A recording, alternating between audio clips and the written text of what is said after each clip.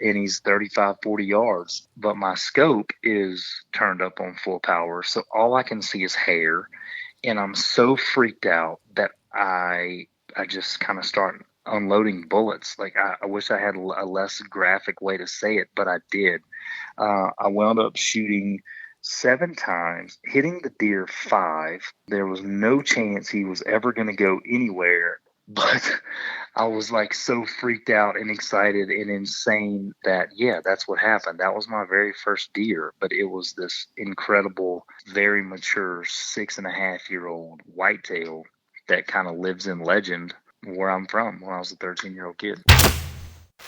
Big Buck Registry's deer hunting podcast, powered by Advanced Takedown Tree Stands, episode number 210. Brandon Bates, Breadcrumb, Bluetooth Nocks, PBR, and RMEF Team Elk. Please support our sponsors as they make this show possible. Today's show is sponsored by Advanced Takedown Tree Stands, the Horny Buck Seed Company, Covert Scouting Cameras, and Morris's Sporting Goods.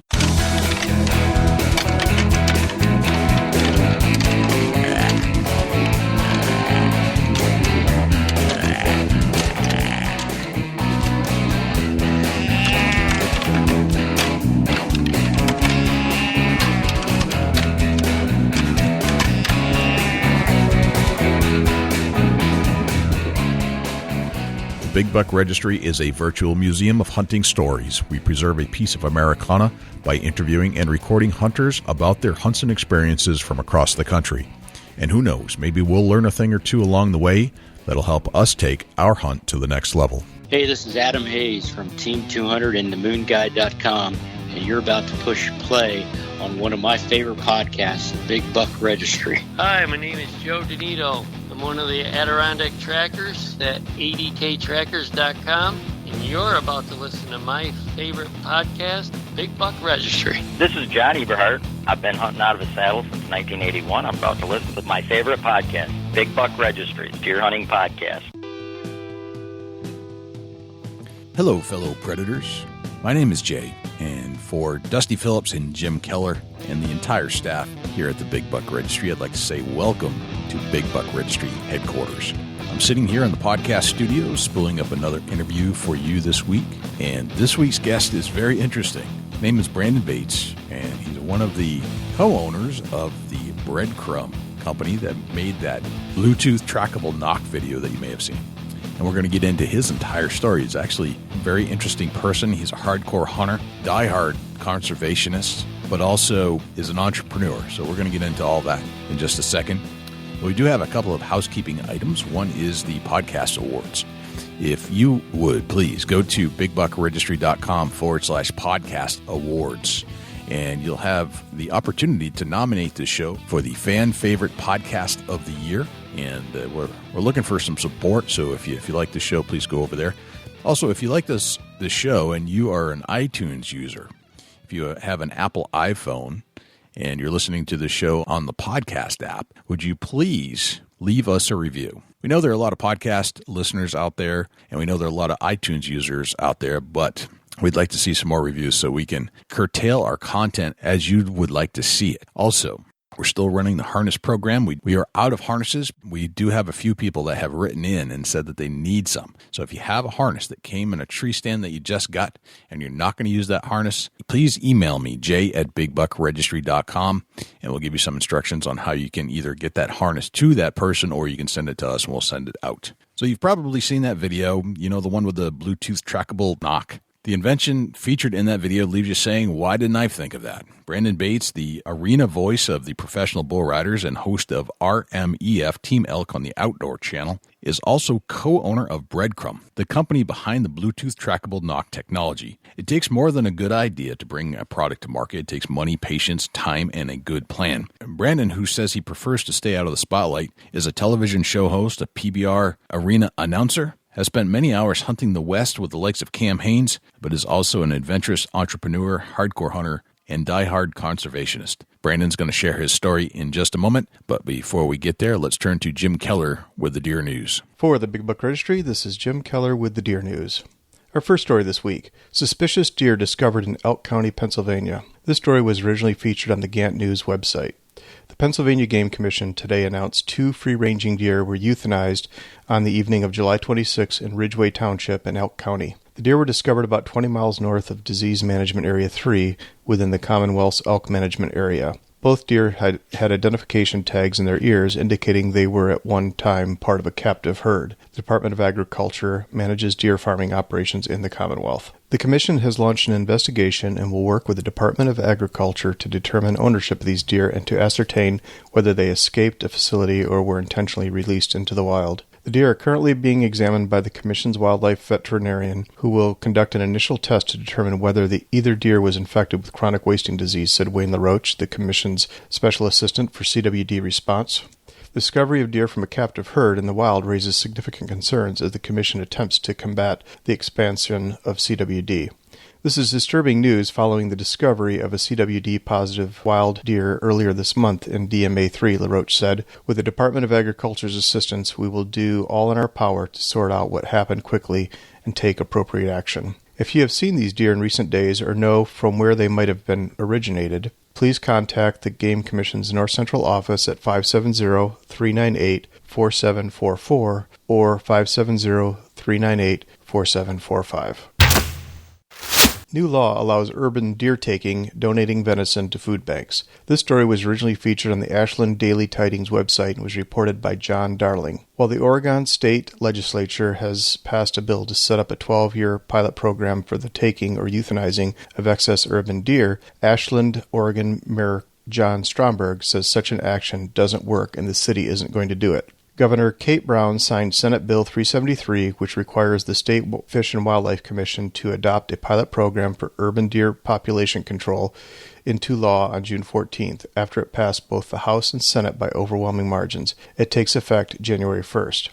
Ashland's urban deer population has been a hugely controversial situation in Oregon, with some people saying deer were here first and should be allowed the right to live, and others reporting deer attacks during fawn season are running and wanting protection. The new law doesn't tell cities to do anything, but simply opens a door for cities to petition the Oregon State Department of Wildlife and Fish for permission to humanely kill deer without darts or chemicals so the meat can be donated to food banks. This law is not for some kind of free-for-all, Representative Pam Marsh says. Statewide ODFW would make it closely structured and would monitor this pilot program and report back as to what kinds of rules are necessary. It's all very preliminary. It raises the question of how you corner deer so it's not an issue to people.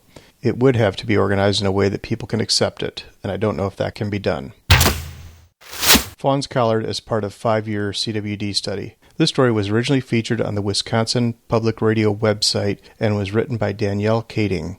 The Wisconsin Department of Natural Resources finished collaring fawns last month in southwestern Wisconsin. Researchers have been collaring deer and other predators as part of a 5-year study on chronic wasting disease. The DNR collared 91 fawns during May and June to track their survival, said Dan Storm, elk and deer research scientist with the DNR. The study began last fall, and researchers collared 138 adult deer over the winter. Storm said the collars measure the weight, sex, and age of the animals, as well as biopsy deer to see whether they have CWD. Researchers then follow them through time to look at their survival outcomes, movement, and habitat use.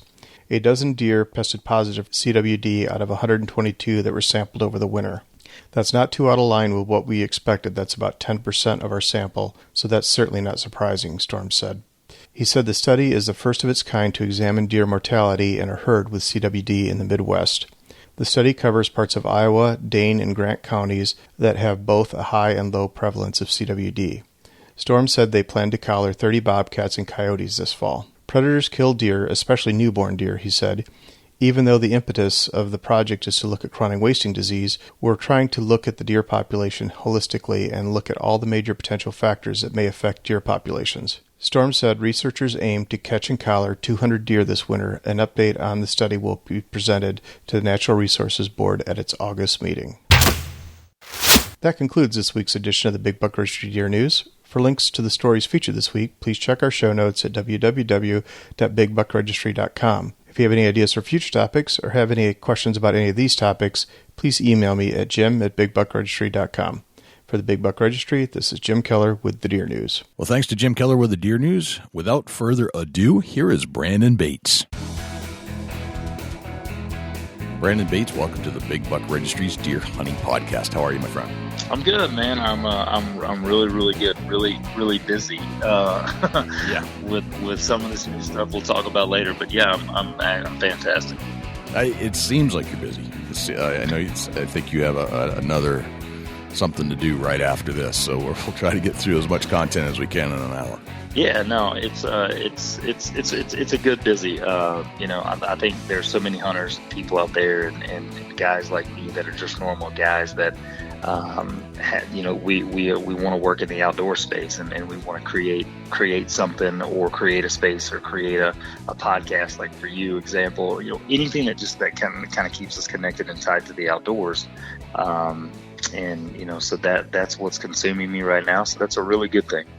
Isn't it an interesting dynamic when you're trying to stay connected to the digital world, because that's where the world is these days as far as communications are concerned, and your raw roots of just liking to get outside and get away from everything?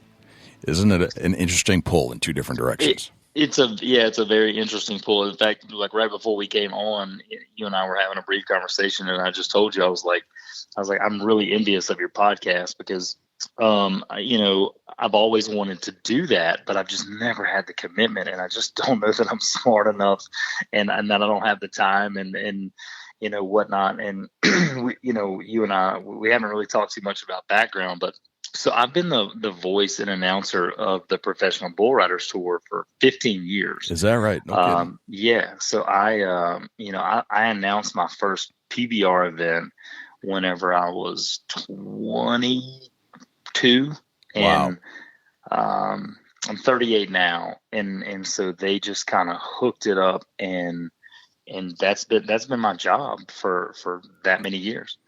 So you're the guy that's doing the calling during the event? Yeah, the live announcer. So when, one of our biggest events too, we used to be Worcester, Mass. Sure. I don't know if you've ever been to that event or not. I've never been to the event. I know where Worcester, Mass is. It's very close to my hometown, and relatively speaking, it's an hour and 20 minutes away. But I know exactly. Well, everything up there is kind of like not too far away. You know what I mean? Like it's right. So that's why I referenced it. But but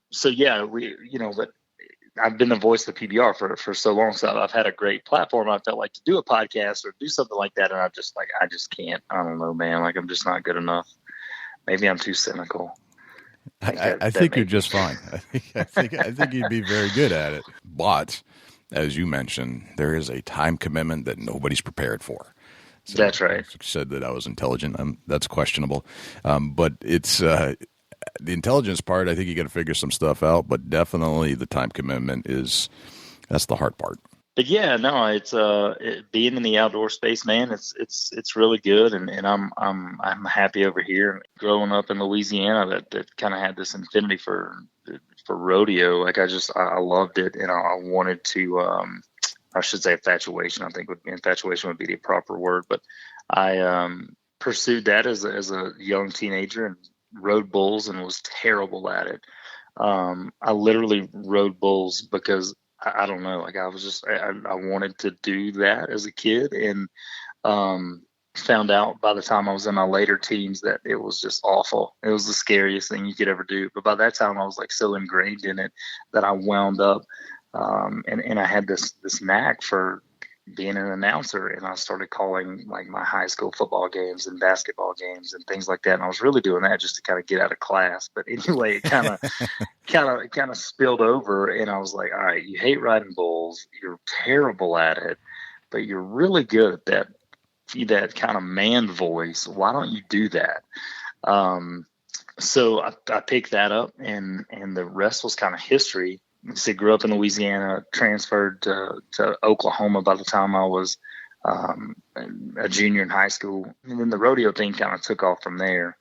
Through my years as an Oklahoman, I really, really focused a lot on deer and duck hunting. I mean, deer, duck, and turkey hunting. I would say turkey hunting was probably how I really got hooked as a young kid. Sure. I mean, that's because it's warm and it's fantastic, isn't it?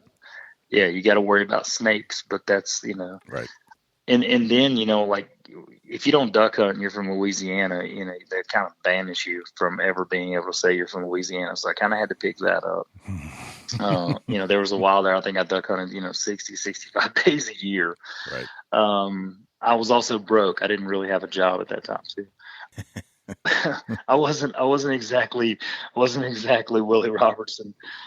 So yeah, and then the deer hunting thing, like I just turned and consumed myself with hunting, and I was really fortunate to have a family that helped me do that. I had a grandfather that put together some tracts of land in southern Oklahoma. So by the time I was a kid in high school, I had a little bit of a silver spoon. My grandfather wasn't rich by any means. He worked his butt off and was a dirt poor farmer his whole life, but had put together these little tracts of land. Yeah. And by the time I was in high school, he's still a dirt poor farmer living off of a Social Security check and a retirement check from working in a plant. But we had a couple thousand acres to manage and cultivate. And he killed deer whenever he was a kid. He killed deer when he was a kid to feed his family. Right. He's passed away now, so I can tell this, but and I'm certainly not condoning anyone breaking the law. But my grandfather used to kill deer year round to put food on the table. That was I don't remember him doing that when I was alive, but I remember my mom saying, just like, if we got hungry in July, we went and got a deer, so that was, so he had a different mentality of deer hunting than I did. And it was funny to kind of watch us clash as my grandfather was older in his late 70s. And I'm in my, 16, 17. And I'm like, it's deer season and it's, kind of a whack 'em and stack 'em mentality. And right. I'm like, no. I'm like, I'm like, just let him go. Let him go, Right. Let him live. But, yeah. Yeah. Let him live. And he came from an era where, it was funny because you'd think the mentality would be reversed, but, blue tongue had wiped out deer populations in that part of Oklahoma time and time again.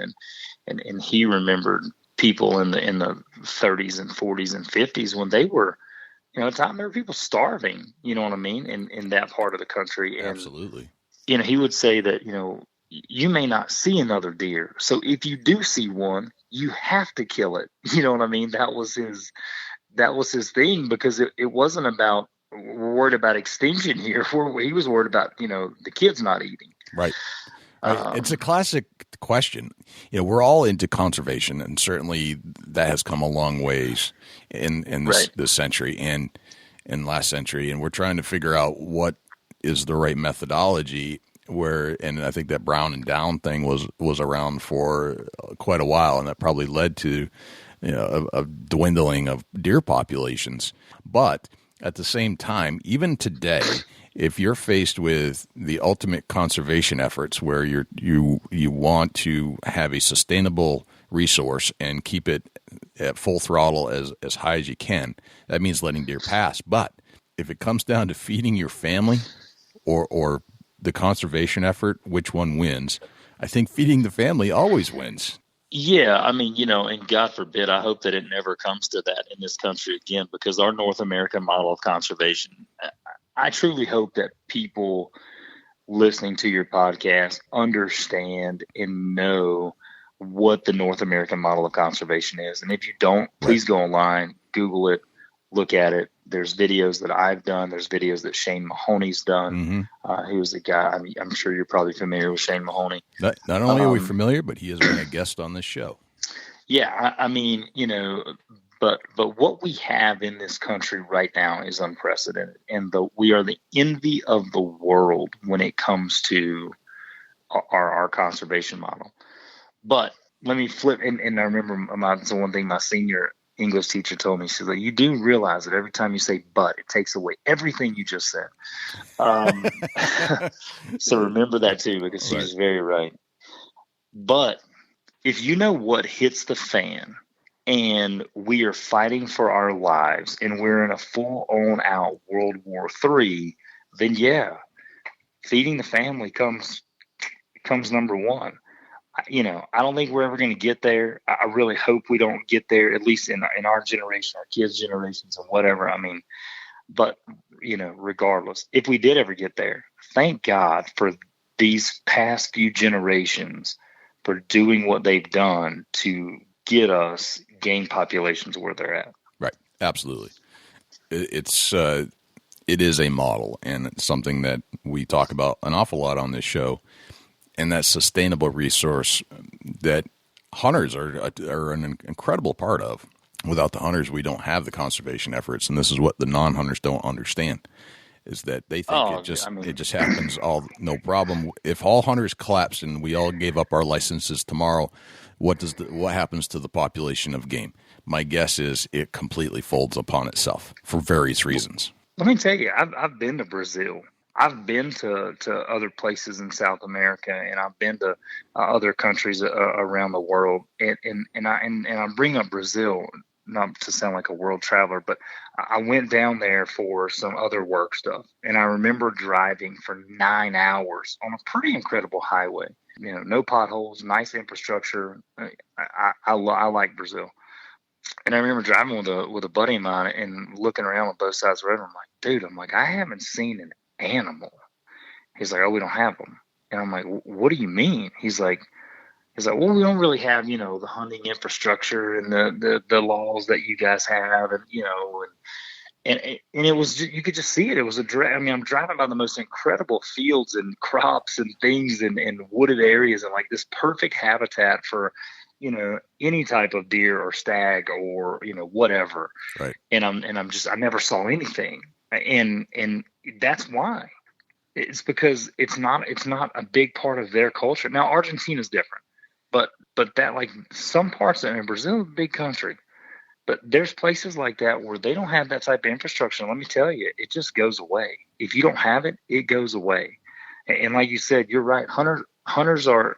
And I know what you meant, but hunters aren't just a big part; they are the part. That's it. They're the line. That's where it stops. Right. And non-hunters can think whatever they want. They can say they're going to combat, they're going to battle. We're never going to win the argument in the sense of having an argument. We're just going to do what we do and put our nose to the ground and keep doing what we do and keep working to protect our game laws, support our conservation organizations, and that's how we're going to win this battle. Don't waste your time getting in a stupid pissing match with some uneducated person. I guess I'll say that. Absolutely. That's a kind way to describe them. Well, yeah, I just see all these battles on Facebook and people going crazy, and it's like don't do that. Like, there's just no sense in doing that. There's better ways to win, I guess is what I should say. Right. Completely agree. So let's talk about some of your deer hunting, Brandon. You're clearly an outdoorsman, and being part of the Rocky Mountain Elk Foundation. Yeah, so I've been really fortunate for the past, I can't believe it's been 8 years. For the past 8 years, to work as a contractor for the Rocky Mountain Elk Foundation. I guess my official title is the executive producer and host of Team Elk. When I first came on, it wasn't Team Elk. It was called the Elk Chronicles. It was on the Outdoor Channel. Cameron Haynes and I co-hosted it together, and then Cameron's kind of went on to blow up and be a big superstar. Right. And I, but that was good. That was great for Cameron in the sense of that's who Cameron was destined to be. I don't like the spotlight that much. Like, I like I'm serious. Right. And no knock to Cameron. Good for him. He's done it incredible. I don't like being out front that much. I like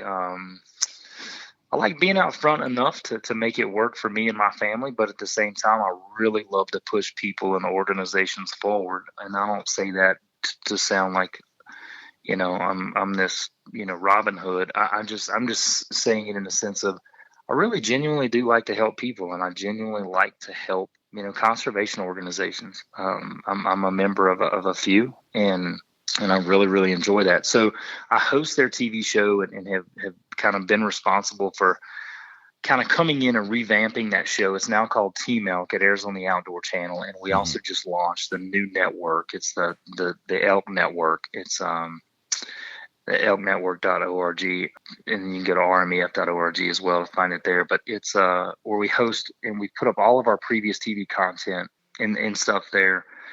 And what I did is I kind of revamped it to take the hosting role out of it. Like, you won't see me a ton. I don't come in and interject. We film hunts, and we film not just hunts where people kill stuff. You know, there's a lot of, when it's elk hunting, there's a lot of times you don't kill anything. Sure, of course. Like, there's a lot of times you get close. Right, unless you're squirrel hunting, that's usually the case. Yeah, squirrel hunting, there's a lot of stuff falling out of trees. But when you're elk hunting, you know, it's not it. Every show loves to say this, but I'm going to say it too. For us, it truly isn't about the kill. You know, if I kill one, I need to kill one elk a year to keep my freezer full. In fact, I just went through my freezer last week with my stepdad, and we took out about this remaining 50 pounds of hamburger that I had. I left 10 pounds in there to get me from now until hopefully mid-September, if I am fortunate enough to kill another one. And we made our final push, and we made beef sticks to kind of give to our friends and eat during hunting season and stuff like that. My family sustains off of one elk a year. I don't like killing multiple animals, even if I'm going to give it away or donate it to a homeless shelter or whatever. I'm not saying there's anything wrong with that. In fact, by all means, people, please keep doing that because they need it. But the reality is, in some of the places that I elk hunt, I don't have ready access to a homeless shelter or somewhere like that that's going to process and to be able to donate it to the appropriate place. So For me, I don't like to kill, 2-3 elk a year. I don't feel good about it. That's just me, I'm not putting down anyone else. I'm not talking about anyone else. I am literally just focusing on me and how I feel when it comes to elk hunting, because when I let that arrow go, it is a big, big deal. At times it's kind of a, drop you to your knees kind of a deal. Right. Sure. And that's what I feel like, when I let an arrow go, or if I'm rifle hunting, if I squeeze the trigger. And if I'm going to kill that second or third animal a year, I won't even say elk, just animal, it's because I got a buddy right sitting beside me that's typically running the camera, and he's saying, I really don't have any meat. You got the tag. Please, tag this animal and split it with me, or help me, or give it to me, or you know what I mean? Something in that type of situation is. So. Right. And there's a lot of responsibility that goes along with that release of the arrow or the pull of the trigger. A ton. So it's life or death. I mean, I don't, is. You know what I mean? Like Right. People can say whatever they want, but to me, it is. It's it's life or death. I think it's that big of a deal. And it may not be my life or my death, but it's that animal's life or death. And it's, I'm a pretty religious person, and I don't think God put that animal there in that moment for an accident. Mm-hmm. I don't. And I think it's my responsibility to handle it ethically. I agree. I think ethics and respect, and that's a gift. That's a gift that was given to you. And if you don't respect that whole aspect of it, you're in the wrong game. You should never be here. But there seems to be a progression, I think, in life. As a younger person, I was obsessed with just the kill, and that's what I wanted. I wanted to have that under my belt, and then I was obsessed with the better kill. And as I've matured, I'm realizing that I'm almost obsessed with the hunt. I'm not as obsessed with the kill anymore whatsoever. And it has to be a special moment, and all of them are special, but now, more than ever, I don't know, maybe I'm just getting too old, but there seems to be this maturity factor that I think you start to understand that in all of life a little bit better than you did when you were in your teens, about how precious that moment is and how precious that animal is. Yeah, there's no doubt. I didn't understand it at all. Whenever I was in my teens, I had no idea. But man, as I get older, and it certainly becomes, a big deal, and certainly really, takes on a whole different meaning. And I don't know, I hear people say this a lot now. It's a popular thing to talk about, but I really pride myself now in the older fact of knowing that when my family's eating meat, good, bad, or indifferent, I was man enough to throw the bullet and watch it die. I'm not running. Look, we still buy steaks from the grocery store sometimes. You know what I mean? I'm not telling you that I don't eat any type of beef, or I don't ever buy a hamburger at a restaurant, or anything like that.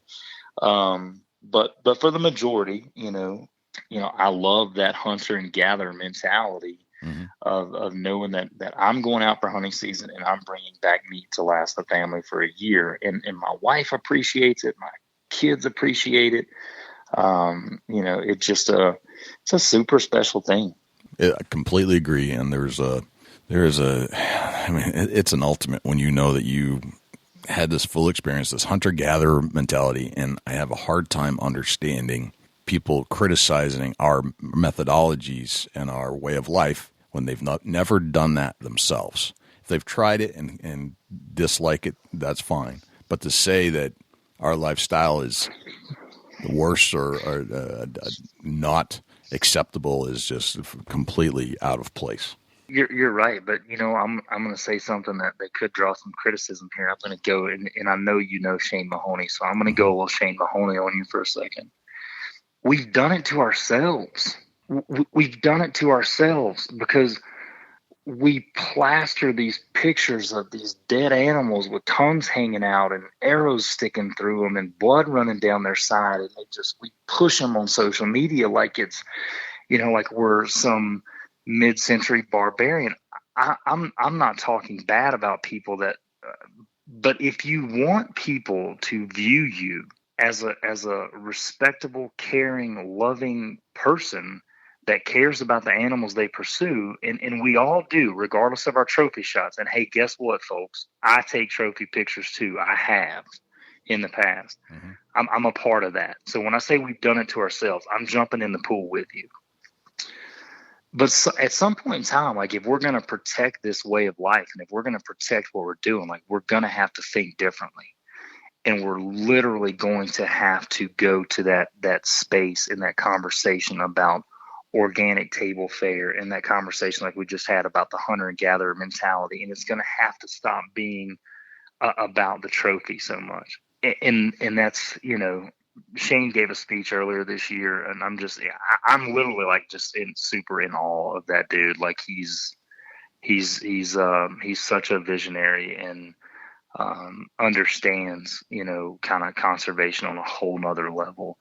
But I've gotten to the point now, specifically after really thinking about some of the things that he says and listening to some of that stuff, to where, man, he's right. Like, trophy hunting years and years and years and years ago was, about taking the biggest and the oldest male out of the herd because it was time for him to go. He wasn't doing any, he wasn't doing the health of that herd any good any longer. Right. That male typically meant he had the biggest set of antlers. He had the biggest body. He was the biggest and most robust. But he was beginning to decline in age, and you knew there was another generation that was going to come up and repopulate and make things bigger and better and pass on, genetics. That's what trophy hunting was. And now we've kind of turned it into this thing where it's, just trophy hunting. And I gotta tell you, I don't know. I'm really turning the way that I think about trophy hunting. Like I said, it's about the freezer for me. Right. I'm okay with that. That sounds quite delicious, actually. Totally fine. So let's turn to a little bit about your deer hunting skills. And it sounds like you put a lot of thought into being out in the field. So I would imagine that if you're trying to fill your freezer, you must have some strategies on how to do this. Oh man, when it comes to deer hunting, just like straight up whitetail hunting. Yeah, if that's your preferred method, or maybe it varies. Maybe no. I mean, I like mule deer. I would assume that probably 90+% of your listeners are probably whitetail hunters, and that's a great thing because whitetail hunters Whitetail hunters keep our industry moving. There's no question about it. It does. Although I'm very intrigued with the blacktail and then the hunting that's out west right now. That seems like that's a whole ball game we haven't really explored, and I'm very curious about it. So we'll have to. That's another podcast. But yes, yeah. I think whitetail kind of drives the industry. Well, so the number one piece of advice that I think that or I don't, not that I'm necessarily giving advice, but the number one thing I could say that helps all whitetail hunters, and because it changed the way that I whitetail hunted, go on one elk hunt, even if it's a do-it-yourself, Colorado, Idaho, over-the-counter. I just named off 2 states really quick that have over-the-counter elk tags. Just go on one. Because what you learn from that experience will completely change the way, because you think whitetails can smell, and let me tell you, we all know that they can. Mm-hmm. But elk, the way elk smell, elk will bolt and run from you from 400, 500, 600 yards away if the wind shifts for a half a second. It will change the way that you approach the wind. I can't explain it. It will just really, really change and make you a insanely better whitetail hunter. Interesting. Why do you say that? I never understood the wind and the power of it, and how important it was until I went on my first elk hunt. I know that might sound silly, but it just did. In elk hunting and in western big game hunting made me feel like whitetail hunting wasn't as hard as I was making it. And the reason why is because, whitetails typically live in a pattern. They typically kind of have a home range, and they kind of live close to that home range for the most part. And specifically early season, you can really pattern them. You got your trail cams up. If that buck's hitting, a specific spot at, 5:30, 6 o'clock in the evening, an hour and a half before the sun's completely gone, and he's doing that every other day, pretty good chance that if you sit there 4 or 5 days, that's going to happen. When it comes to Western game, it's like you just took the house of cards and just threw it all over the floor, because you never know where any of these animals are going to be at any given time. I mean, you may see a bull one night on a ridge top and think, all right, that's the bull we're going to hunt in the morning. We're coming after him. We know he's there. He could be there, and there's a lot of times that guys that hunt elk will be like, yeah, they go back the next morning and they are able to make a move on that bull. Now, whether they are successful is probably about 3%. But there's also a really good chance that bull could be in another state. I mean, because once they start moving and they start walking and they're really getting after, they're gone. And your whole deal's blown up. So like when you start thinking about hunting an elk or a mule deer or whatever, deer are not as bad as elk, but your whole strategy could be gone in hours, and you're starting over from zero. You may have been watching this bull for a week and thinking, okay, he's there, I'm good. And then all of a sudden he sees you, catches wind, another public hunter catches wind, another public hunter comes in, whatever, something spooks him. And like literally gone. So that's what makes it so interesting. Okay. Gotcha. So the emphasis on the wind that is brought when you go elk hunting is something, if you can take that lesson and turn it into your deer hunting, then you'll understand how much those animals use the wind. You really, really will. And like there's a lot of, those deer hunters out there like the Drury's and Lee Wachowski and people like that, they understand how to kill big deer. Now they grow big deer, you know what I mean? And Sure. Let me tell you something. They work at it. They really, really work at it. I can't even get Lee on the phone during the 3 months of the summer because he's fertilizing, he's planting, he's disking, it's something. He's literally an impossible guy to talk to, those times a year, because he's working on growing big deer. Sure. I think that the couple of times we've had him on the show here, he's always come in mid-show, coming out of the fields off of his tractor, and that's the way it is. You just have to expect that. But they understand. They understand how to kill big deer. What other techniques do you use to control your scent? Or maybe you don't. Maybe it's just purely wind. What other things have you picked up over the years that you use to put that in your advantage? And you know what? Honestly, I hope I don't make anybody mad here or have any sponsors. I'm not a big sin control guy. Okay. I just don't think you can control it. I think you can do some things to help knock it down, but I just don't know that you can control it. Not to the level that makes me feel comfortable. Now, look, I've never hunted with an ozonics. I've talked to some people that are really good friends of mine that love them, and they freak out about them. And they say they're the greatest thing since sliced bread.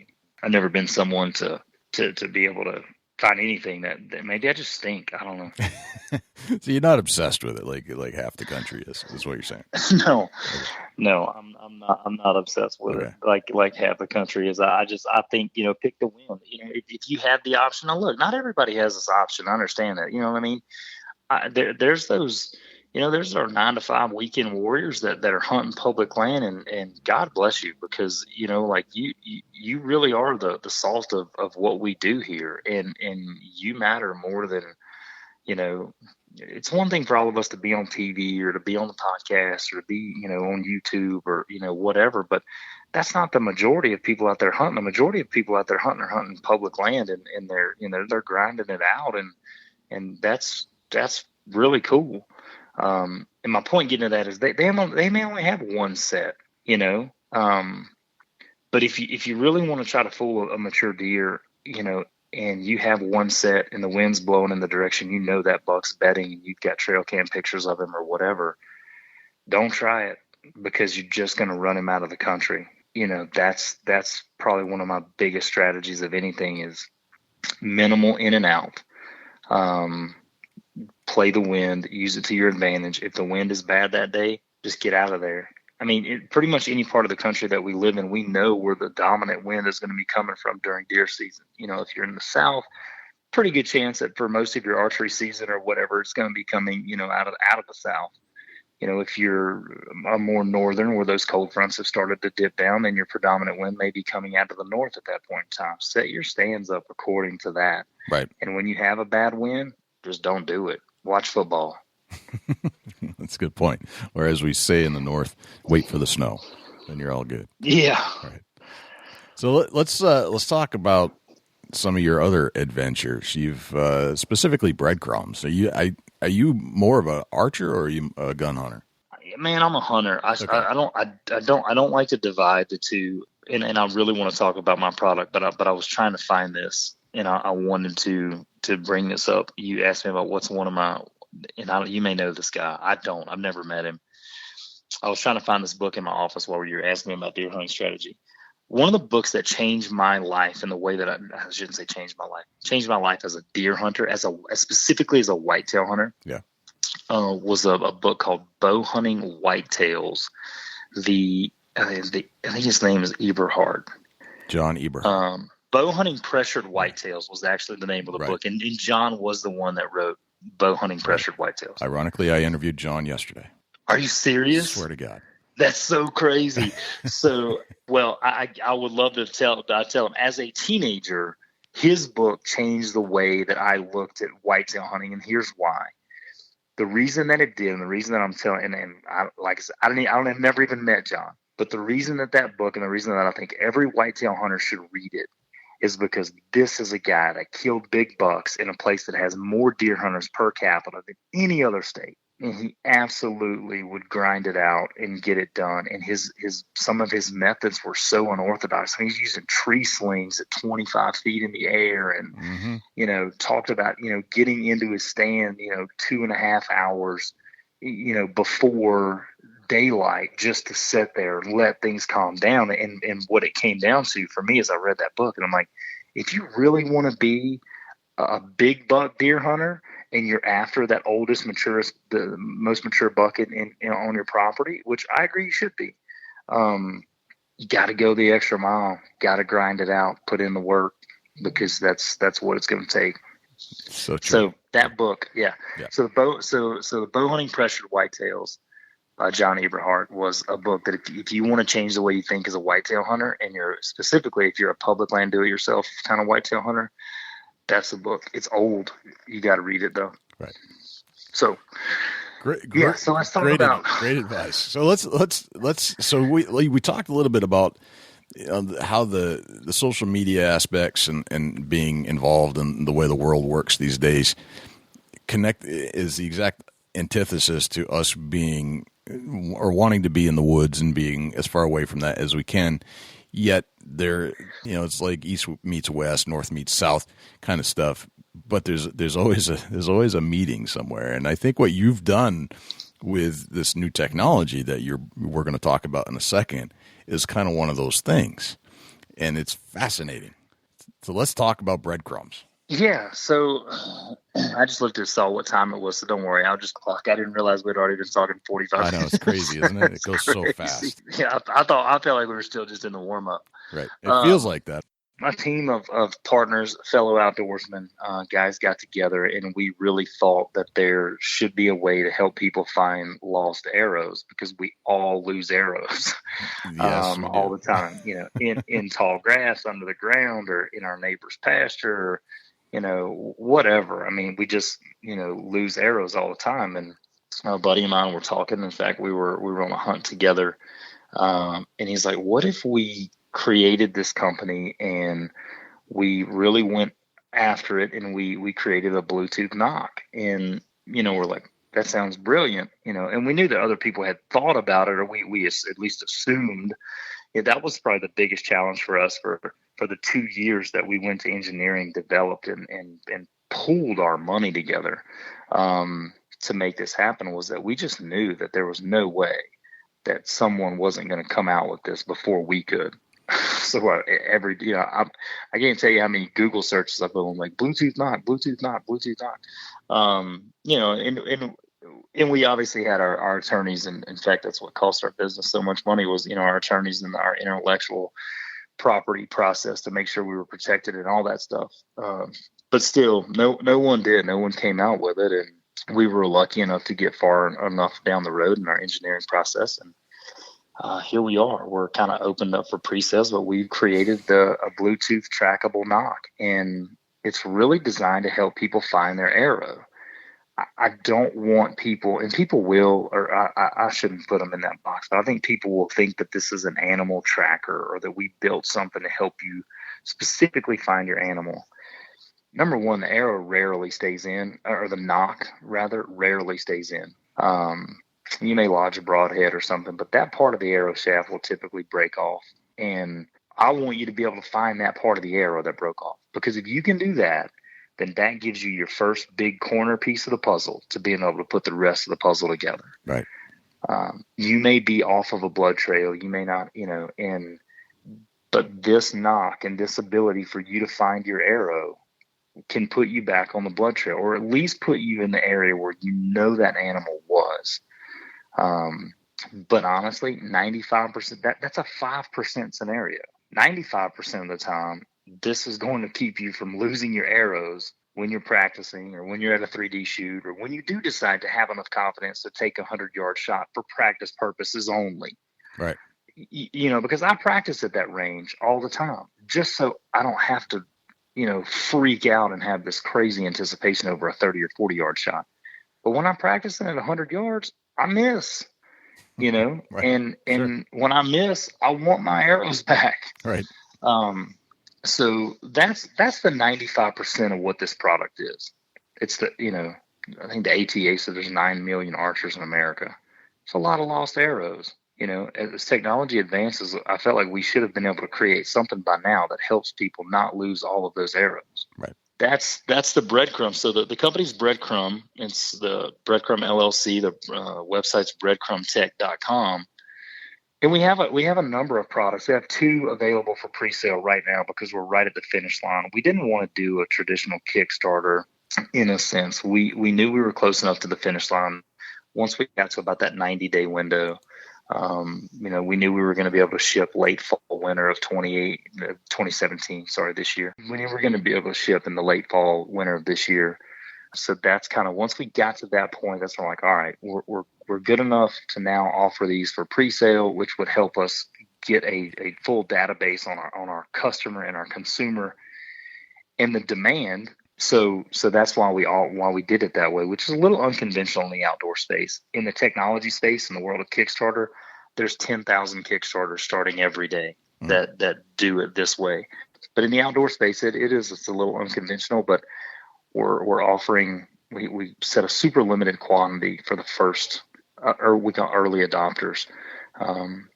And they're getting very close to being sold out, but we set them at 40% off. Okay. And then once that happens, they'll go to 25% off, and then they'll be at full retail once the first orders begin to ship. Gotcha. Okay. So if you want one, now is a really good time. I can promise you, because once they're done, I looked today and there was like 30, 31, 35 6-packs left and like 73 packs left, and then there's about 400 of the single Nocks that were still available at 40% off. But if you want to get them, now's a really good time. But gotcha. I don't even know that that's the coolest product. But we have another product that's really cool too. But in the past 48 hours, this thing, have you seen the viral video that kind of went around? I'm assuming that may be how you and I originally got hooked up. Of the Bluetooth Nock? Yeah. Yes. In fact, my wife shared it with me. That's how she discovered it. I said, this is cool. I said, I'm calling these guys right now. So there was a guy who's got a Facebook page called I Love to Hunt.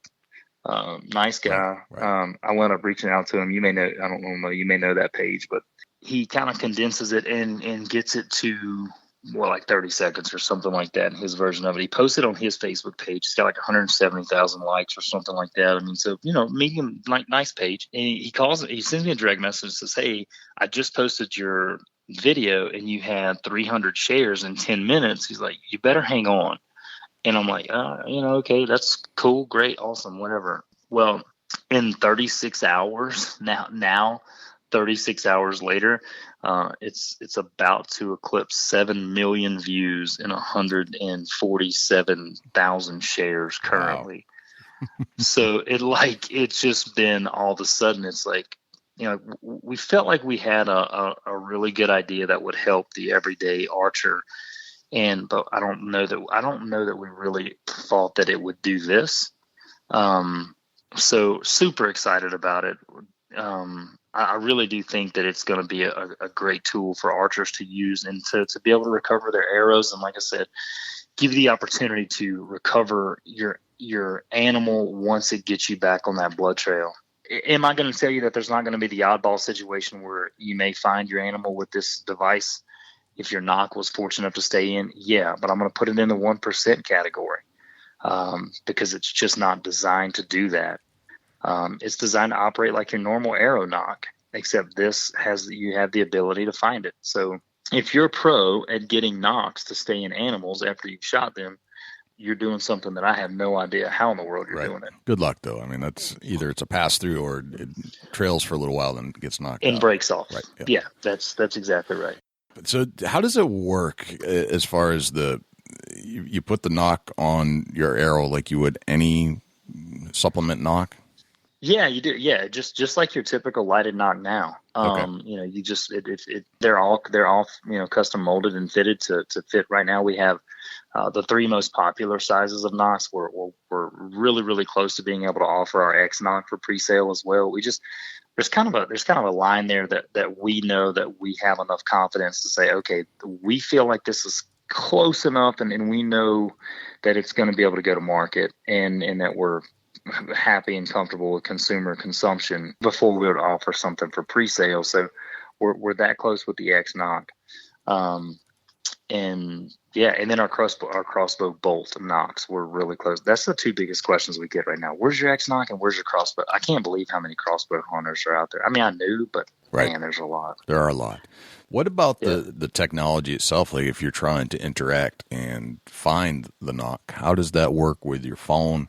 And how sensitive is it left to right? Or is it just you're close and then you have to figure that out? Yeah, so basically it'll give you about 100 yards, up to 100 yards, depending on terrain or, interference or things like that. Closer is obviously always better. Here's what I say. Typically from an arrow standpoint, if we've just shot and we've missed, which like I go back and say is the 95%, you have a really good idea where that arrow's at within probably 10, 15, 20 yards. That's never going to be a problem. But once the arrow is fired, the accelerometer inside of the Nock turns on the light. And so it operates from that point in the time it leaves your bowstring as a traditional lighted Nock. Shortly thereafter, it also begins to emit a Bluetooth signal that once you open the app on your phone, which the app's free, once you get the Nock instructions there, you just go to the App Store and download the Breadcrumb app and sync your Nock. Super easy to do. Once you open the app, it begins to look for that device and they begin to talk to one another. Once they sync up, it gives you basically a hot or cold, and you have the option to activate a light, which you can make it flash on and off, or you have the option to be able to activate sound to make it beep at you.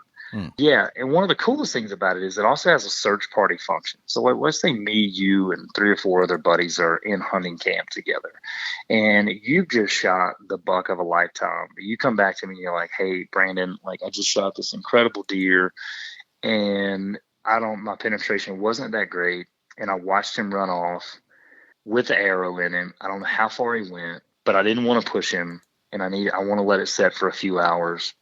So you can come back to camp, and then you can share that Nock with everyone in the camp. And now everybody that has the app has access to your Nock, and we can go out as a party, 4, 5, 6, 7 people, and try to locate your arrow. And with that many people, there's a really better than average chance we're probably going to find it. And once we find it, then you know what comes next. You know, we're either really close to blood trailing an animal, or or maybe not, unfortunately. But you know what? You get the picture. Right. Yep. It's very. I mean, it's one of those things like, why didn't I think of that kind of thing? It's fantastic.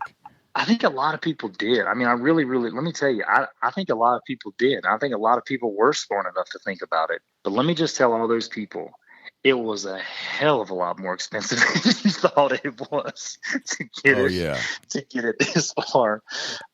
It was. I'm not even going to ask the question because I don't want to know. But the number I have in my head, knowing what I know about technology and how much it takes to bring a tech-based product to market is astounding. So congratulations on getting here. It's amazing that you were able to get here because most people don't get to this point.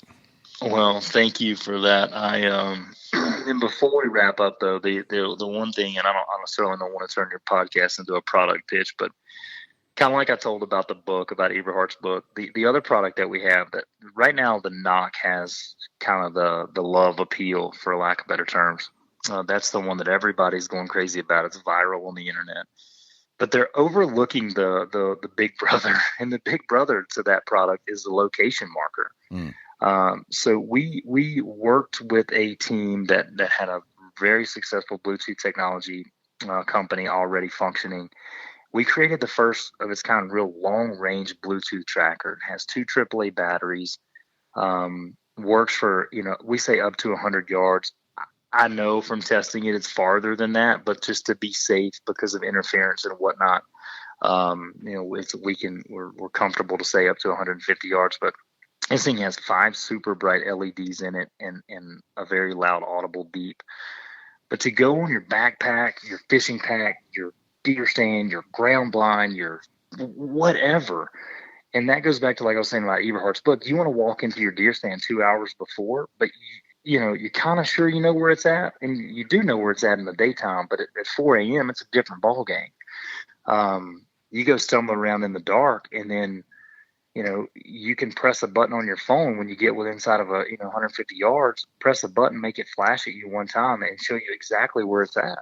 And for your backpack, if you're a Western hunter like I am, and even a spot and stalk deer hunter, you're walking around with a backpack on, and you get in that closing distance, and you need to sneak up to the edge of that field, or you need to close that extra 100 yards without making extra noise, weight, brush rubbing against your pack, whatever.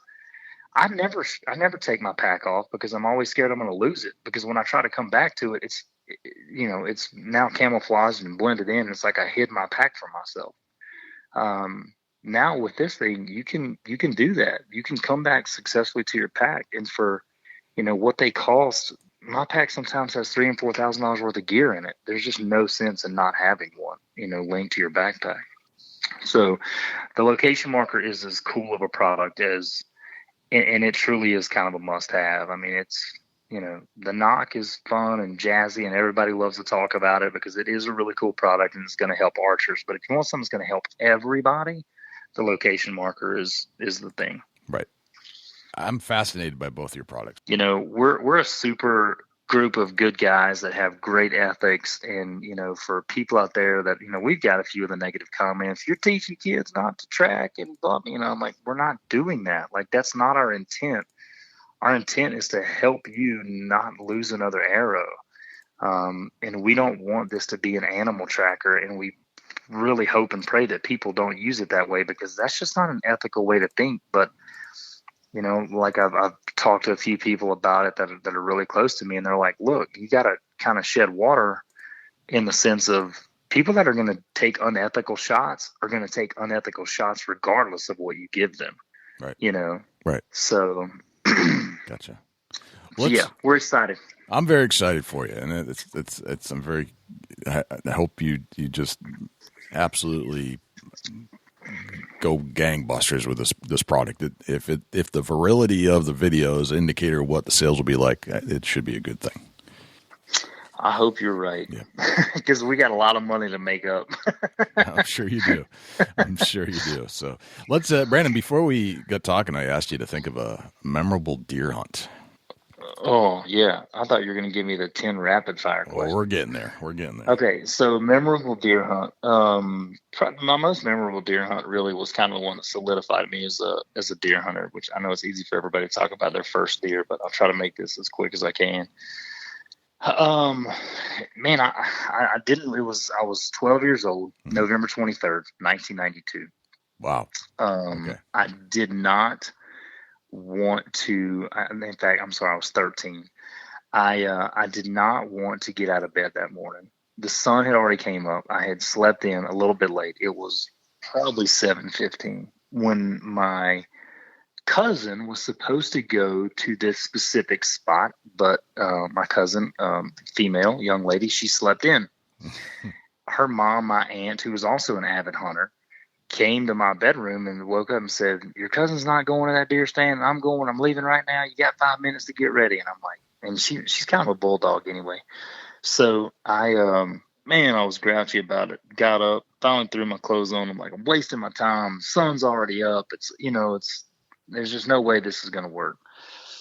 So anyway, we're both late getting to our deer stands, and I'm sitting there about 9:30 in the morning, and by the way, like I said, I had never killed a deer. I hadn't killed one yet, and I was beginning to think that I was cursed because everybody in my family had killed a deer at this point. I'm 13, for crying out loud, and I'm a teenage boy.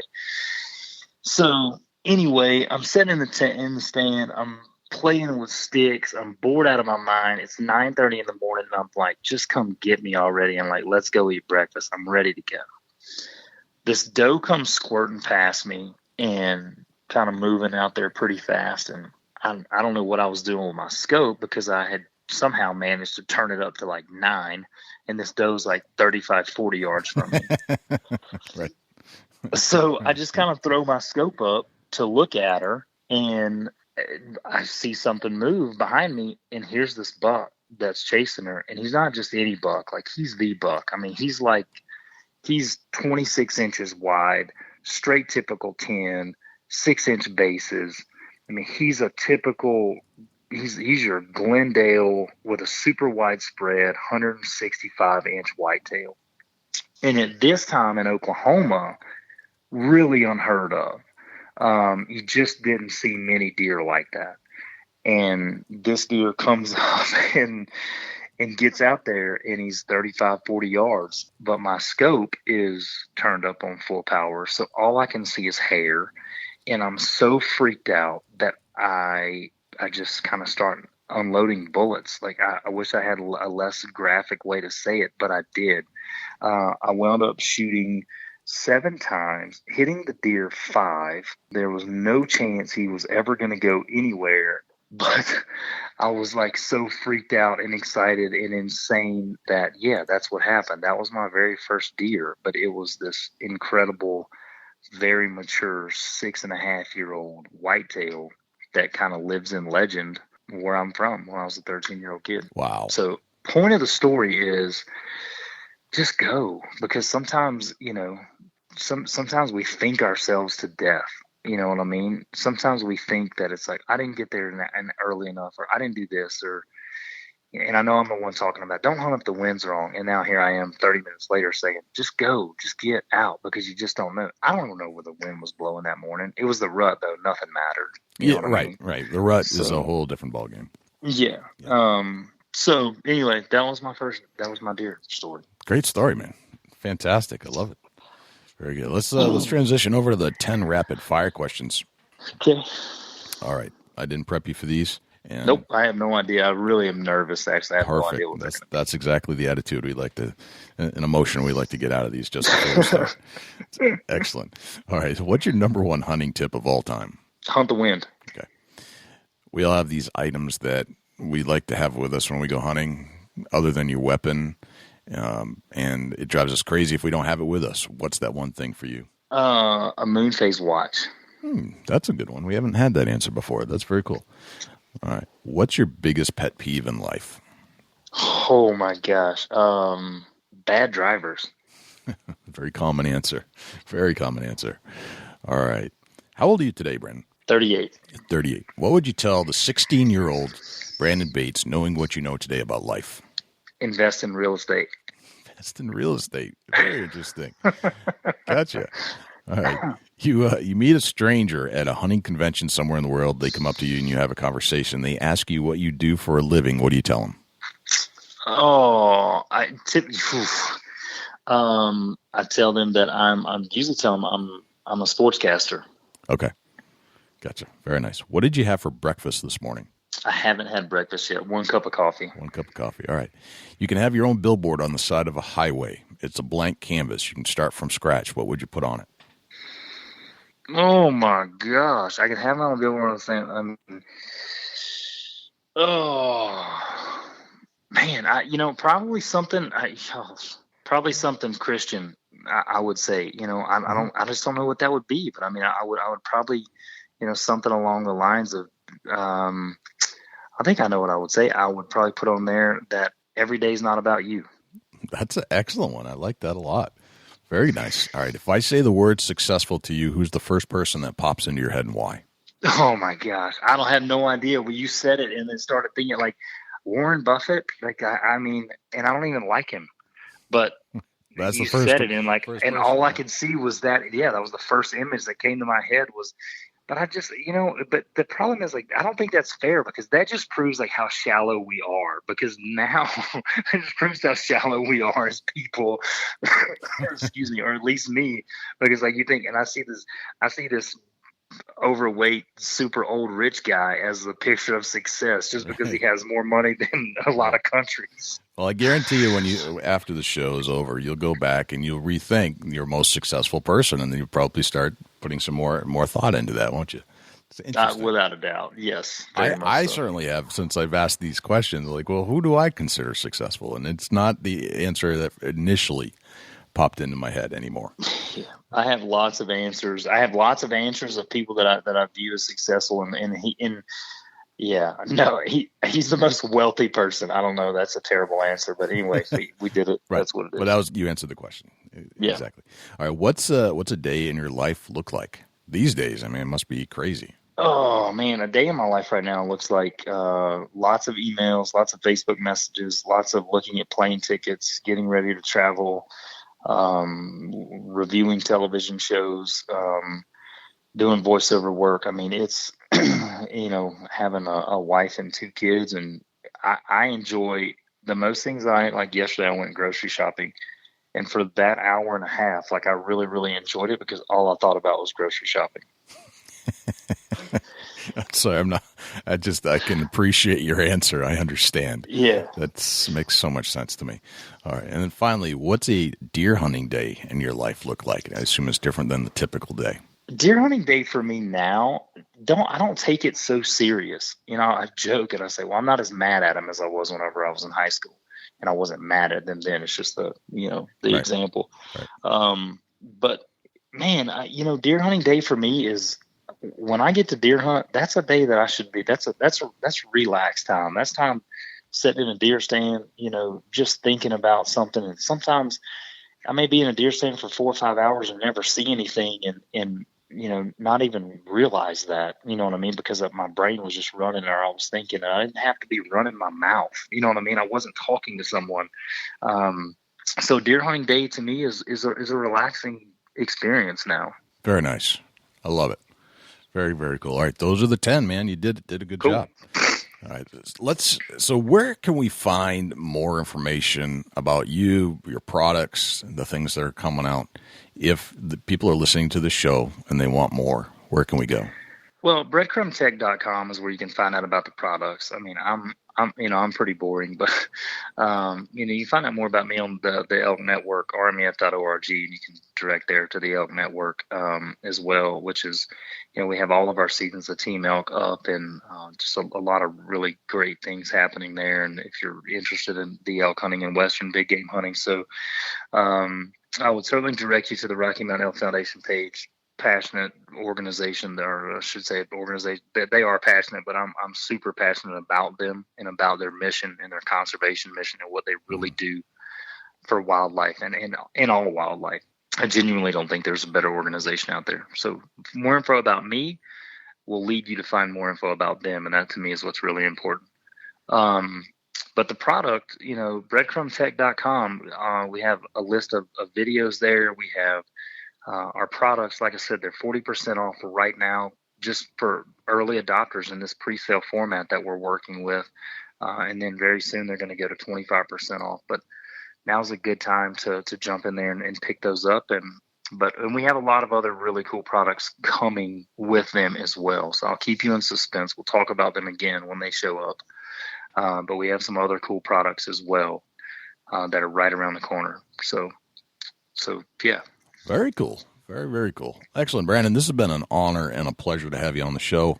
I like talking deep conservation ideas with you, and the product is it's a game changer. And I think as I had mentioned, I think it's going to be a viral product, and I wish you the most success with that you can possibly have. It seems very innovative. Well, I really appreciate it, and we worked hard on it to try and make it perfect for the consumer, and we'll continue to over-engineer and make it better and better and better. So we're just excited to get it in people's hands so it can start helping them. And we can't wait for the feedback. So yeah. So thanks for having me, man. This has been awesome. I'm really, really excited. I can't believe there's like people that Shane Mahoney, Eberhard, those guys like that I really look up to. I've been on your show, and now I've been on here. It's super cool. Well, thank you to Brandon Bates for joining us on the Big Buck Registry Deer Hunting Podcast. It was quite an interesting story.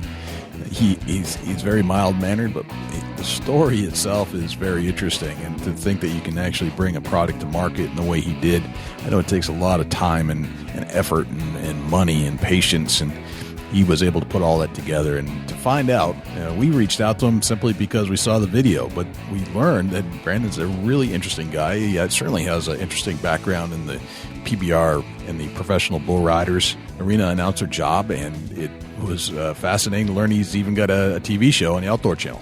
We didn't know this, but that's kind of how Brandon does it. He's just kind of out of the spotlight, but likes to produce some really good stuff. So, Dusty, do we have a Chubby Tines tip of the week this week? Yeah, we do, Jay. The Chubby Tines tip of the week is sponsored by Morse's Sporting Goods. Firearms, used bows, used bows, located at 85 Kentucky Falls Road in Hillsborough, New Hampshire. Give Jim a call at 603-464-3444, morsessportinggoods.com. Your dollars go further in New Hampshire. There's no sales tax. Morse's Sporting Goods.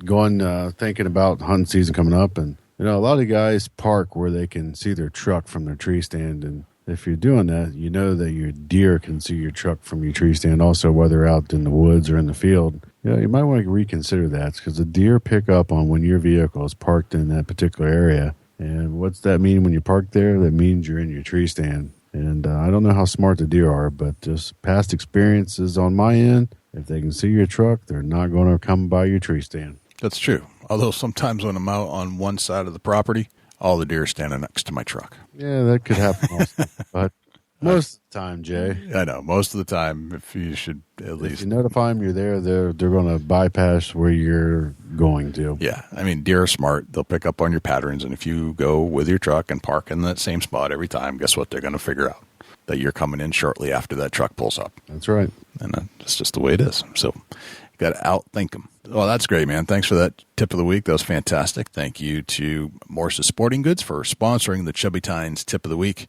I'd also like to say thank you to all of our sponsors. Without them, this show is not possible. And specifically, I'd like to say thank you to Advanced Takedown Tree Stands, Covert Scouting Cameras, the Horny Buck Seed Company, and once again, Morse's Sporting Goods. I truly believe in each and every product that we're advertising on this show. We've tried them all. We've been to the stores. Each and every one are absolutely high quality, high grade products. And if you're shopping for any one of these types of items, please give our sponsors a shot first. Dusty, where can we find you when you're not hanging out here in the studios with me? Shoot me an email, dusty@bigbuckregistry.com. You can look me up on Instagram and Twitter @ChasingAntler, Facebook.com/Chubby Tines Outdoors. Jay, where can the people reach out to you? Or you're not on the mic? Likewise, you can shoot me an email, jay@bigbuckregistry.com, and you can visit us on Facebook, facebook.com/bigbuckregistry. We're also on Twitter, which is twitter.com/bigbuckregistry. We're also on Instagram, instagram.com/bigbuckregistry, and YouTube, which is youtube.com/bigbuckregistry. On YouTube, you can listen to all of our podcasts in their entirety. As far as videos are concerned, it's a boring video, but the audio content is there, so you can actually listen to our podcast. You can also listen to all of our live shows that we've done on Thursday nights when we do them, and we've gone back and re-interviewed a lot of our previous guests we had on the show just to put a face to a voice, let's put it that way. You can always listen to our show on other places as well, not just YouTube. We're found on iTunes, iHeartRadio, TuneIn Radio, Stitcher, and Blueberry. And if you would like to submit a buck to our page for consideration and be featured on our page in front of 250,000 diehard deer hunting fans, all you have to do is go to bigbuckregistry.com/mybuck, and all of the instructions will be right there. I think that's pretty much everywhere we're at. I think that's a wrap, Dusty. That's a whole lot of big buck, Jay. Sure is. I'm Jay Scott. I'm Dusty Phillips. And this is the Big Buck Registry's Deer Hunting Podcast. We'll see you next week. Can't wait.